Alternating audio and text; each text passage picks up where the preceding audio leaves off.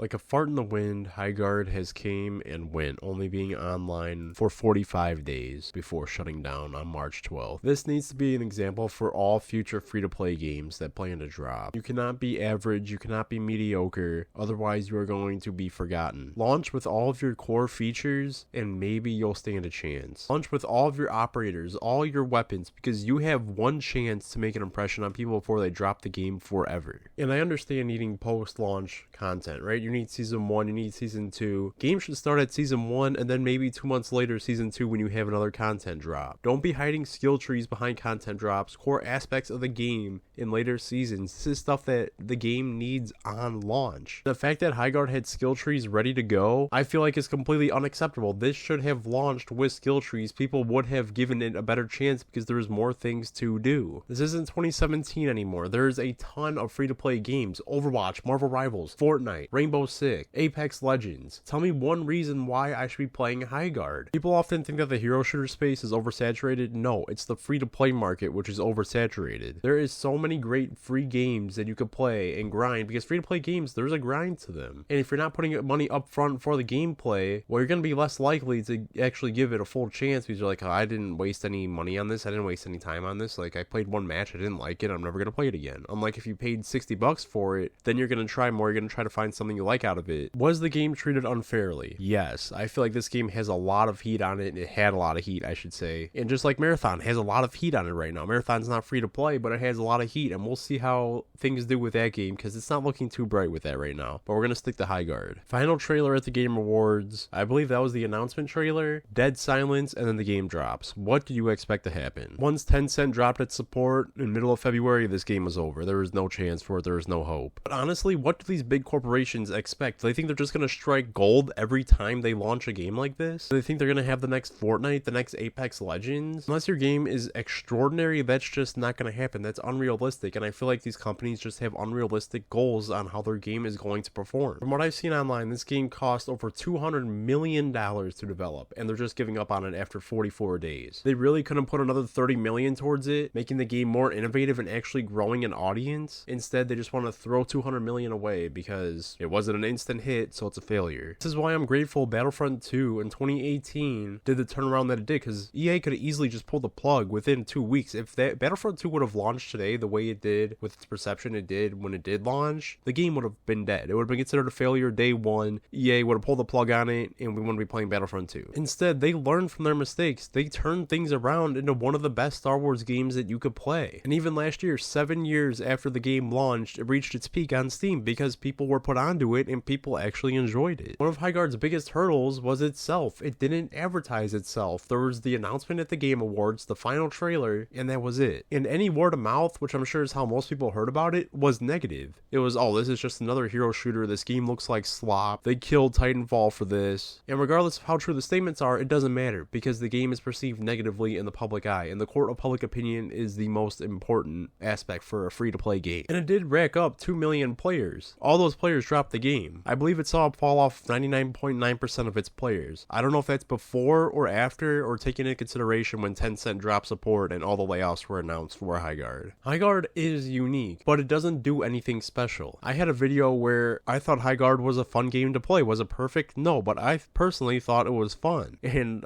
funny enough, that's my most disliked video on my YouTube channel. I could have articulated myself better in that video. I agree. But also, there is just this sense in the gaming community right now where there's a target picked out and we're going to bully the target until they shut down. And you see it going on with Marathon right now. Because of those 2 million players, how many of those players were actually going to take the game seriously and actually give it a fair shot? Not just play one match, say this game is ass, and then uninstall it just to validate their opinion. A lot of problems with Highguard I don't think are fundamental and could have been changed with proper support to actually make the game more enjoyable. There is things that are fundamental that I feel like should have either been elaborated on or just completely left out. Because Highguard's problem is that it does a lot of things, it does them averagely, and it doesn't do any of them good. The base building just feels so mediocre and it feels so unimpactful. You just put up the same wall barrier that people are just going to RPG down in a second anyway, or shift the wall, or use an ability and break the barrier. as they would a normal wall. It's not like Rainbow where you have a bunch of defenses you could place, a bunch of unique items to deter enemies from going in certain doorways. There's no trap, there's no booby traps, there's nothing. You literally just reinforce a wall that's going to get blown up in a second. Collecting resources just feels extremely repetitive. You just go into a building, mine some crystals that all have the same rarity to them, and then you go to the shopkeeper and buy stuff. There's no different crystals, there's no like ultra rare crystals where if you only get 4 of this crystal, then you can get like the best gun in the game from this shop teller that only spawns in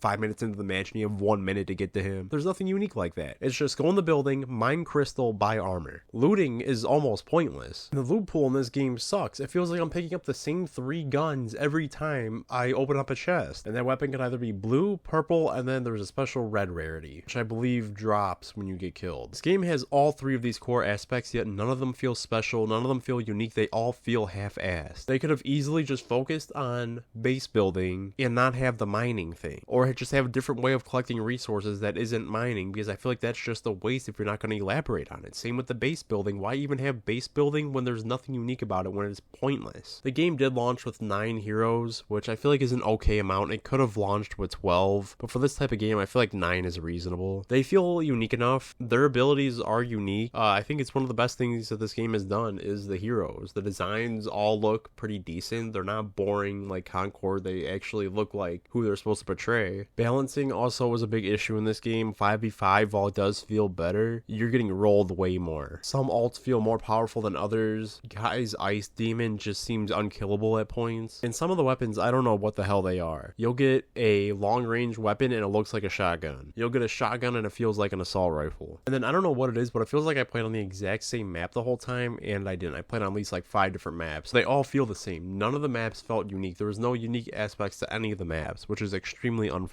But these issues that I just discussed, they could be all fixed with the proper support. They could add better weapons, they could retune the weapons, they can make better maps, but they just gave up on it. This game genuinely did have a future if they didn't give up on it, if they were willing to work out the kinks, and they weren't. All this wasted potential just makes me mad almost. Like, companies just want the game to be the next Fortnite, otherwise it's a failure. And I did enjoy the game for what it was. I do feel like it did have potential. I did enjoy the gameplay loop, but ultimately most people didn't. And now Highguard can go join Concord in the corner of being hundreds of millions of wasted dollars in development time just to be shut down within less than 3 months. I truly feel for all the people that were laid off. It really sucks when you see a project go through that and all these people lose their jobs. But ultimately, I hope other free-to-play titles learn from this mistake. You need to advertise your game. You can't wait for core features seasons down the line that change the fundamental gameplay of the game. You need to launch strong out the gate, otherwise you're going to be gone and forgotten. And just manage expectations. You can't throw $200 million into something expecting it to be a smash hit. I feel like that's a big problem with these companies. They need to lower down their money. It's like 50 to 100 million if they want to go the free-to-play route, and then be happy if their game is trending on Twitter. That if their game is having maybe not the biggest launch, but they're having players retain